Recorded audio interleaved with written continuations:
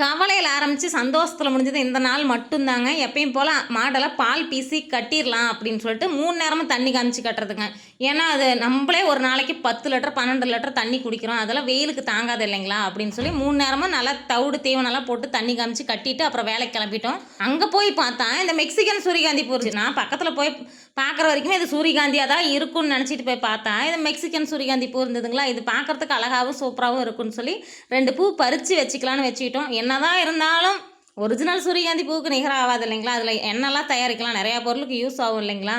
அப்புறம் நம்ம போய் கிழங்கு வெட்டலாம் அப்படின்னு சொல்லிட்டு கிழங்கெல்லாம் வெட்டி தொடச்சிக்கிட்டே இருந்தோம். இன்றைக்கி அப்படி அவ்வளோ வெயில் அடிச்சுதுங்க. அப்படியே வெயில் அடிக்க அடிக்க எல்லாம் ஒன்றுமே பண்ண முடியலை. அந்த அளவுக்கு அப்படியே வேர்த்து கொட்டுது. உடம்பெல்லாம் ஃபுல்லாக நனைஞ்சு இந்த தண்ணி ஊற்றினா எப்படி இருக்குமோ அந்த மாதிரி நனைஞ்சு போய் கொட்டுற மாதிரி ஆயிடுச்சு. அந்தளவுக்கு ஃபேஸ் எல்லாம் எரியறதுக்கு ஆரம்பிச்சிருச்சு. என்னடா அப்படின்னு நினைக்கிற அளவுக்கு இருந்தது. அப்புறம் பார்த்தா வீட்டுக்கு வரப்போ அவ்வளோ சந்தோஷங்க. மழை கொட்டி தீத்துருச்சு. வருண பகவான் நம்ம ஊருக்கு இன்றைக்கி கண்ணு முழிச்சிட்டாருங்க. அவ்வளோ சந்தோஷமாக இருந்துச்சு. மழை கொட்டி தீத்துருச்சு.